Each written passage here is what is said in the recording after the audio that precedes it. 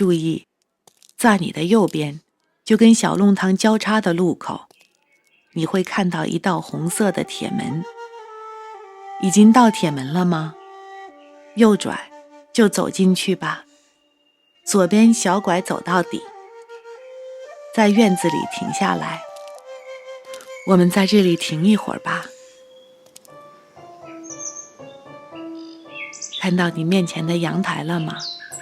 这里就是李军每天放学后弹钢琴的地方。我记得放学后来到这个院子，听鸟儿唱歌，还有弥漫在空气中的他的钢琴声。我会在这里茫然地等他。但随着我们长大，课程用了越来越多的时间，他的钢琴课后就只剩下了几个小时。时间飞逝，生活继续。我清晰地记得那天，他到了楼下，刚上完琴课。突然我注意到他的外表有所变化，他正在成为一个男人，一个英俊的男人。我第一次想到，这个出众的年轻男子是否觉得我漂亮。现在我们原路返回，走过那些灌木，走出红色大门。等一下，你看到那个红色的信箱了吗？门后面的那个，那里我们曾经用来给对方留纸条。我们称它为我们秘密的约会信箱。好，穿过红色大门吧，右转重新回到弄堂，顺着弄堂走。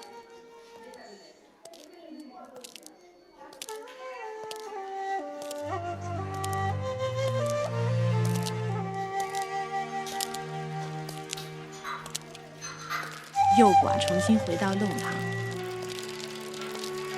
经过两扇画着两条鱼的门，经过铁柱。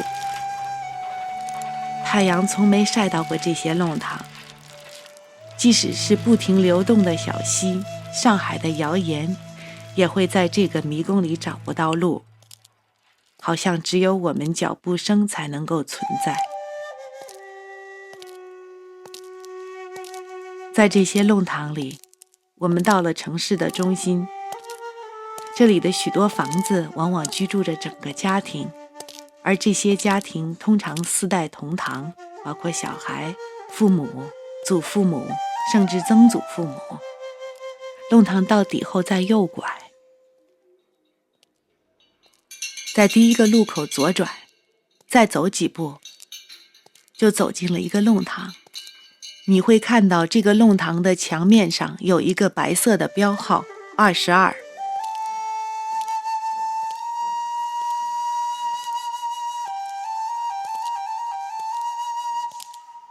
在你前面左边的27号，一对老年夫妇每晚5点都会在外面的折叠桌上准时吃饭。然后到了28号，那个男人总是微笑着，尽管事实上很久以前他的妻子离开了他，不留痕迹地走了。他仍然在为他做饭，也许有一天他的妻子会回心转意，继续走。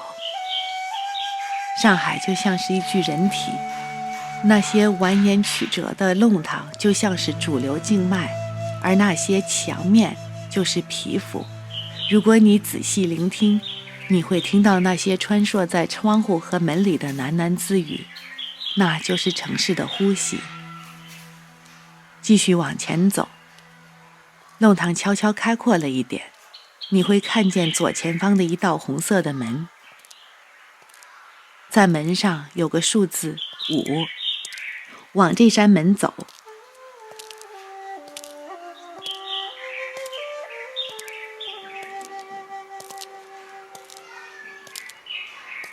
到了吗？应该只能往左转。现在走到这个窄弄堂的尽头，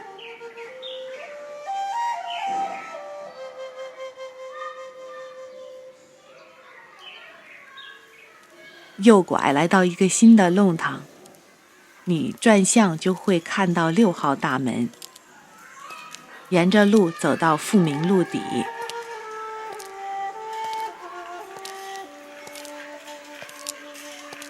我肯定你已经注意到这些晾在你头顶上的衣物。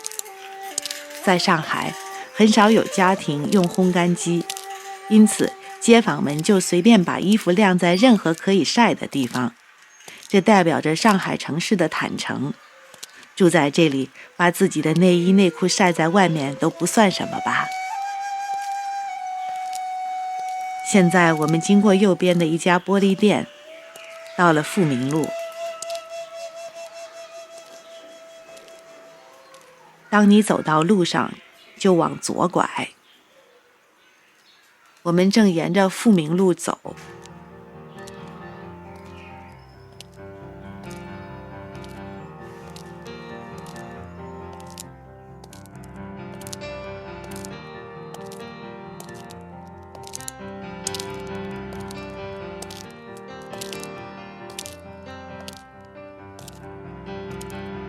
在左边你会看见一个卖 DVD 的，它并不是，怎么说呢，最正规的卖新碟的地方，但是如果在这里花上一点时间的话，我肯定你会找到一些精品。经过 DVD 摊位，在271号，你会见到保罗餐厅，它蛮受欢迎的。最好的是它一直营业到凌晨4点。现在我们继续走到路口。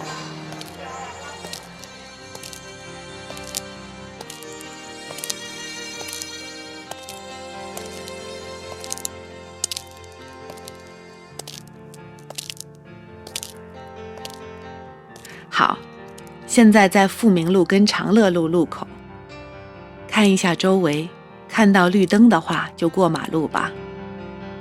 如果你赶不上我的话，你可以按暂停键。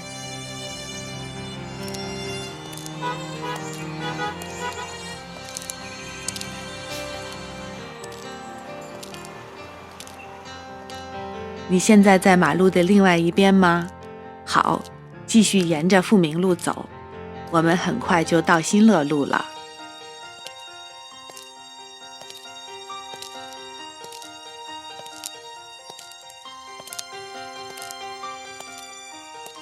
在你的左边，看到那高高的灰色建筑了吗？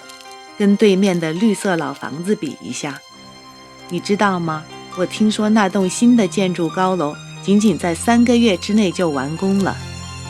建筑像雨后春笋般的冒出来，它们建造的那么快，让我感到头晕目眩。当走到路口的时候，仔细听好。上海有它自己的交通规则，在马路上越是庞大，你就越有优先权，也就是说，行人是最弱的，因此要小心注意周围的车辆哦。好，准备好了吗？往前走，过马路，走到轮胎店。当你走到另一边，停在轮胎店的右边。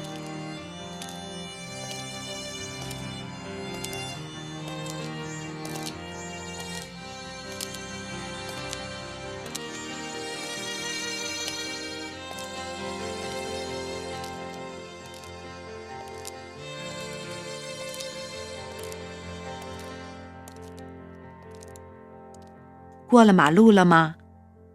现在右拐，轮胎店在你的后面。穿过延庆路，你到另一边了吗？好，左拐，沿着延庆路走。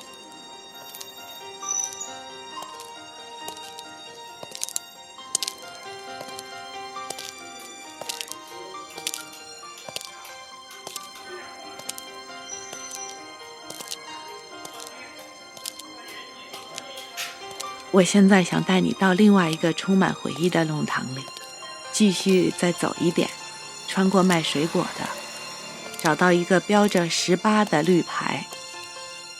对，就在这里。现在往右转进弄堂去。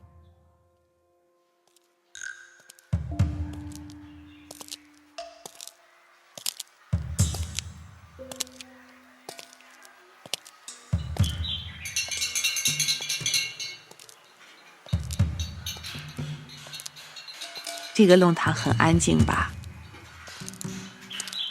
有人说过分安静了，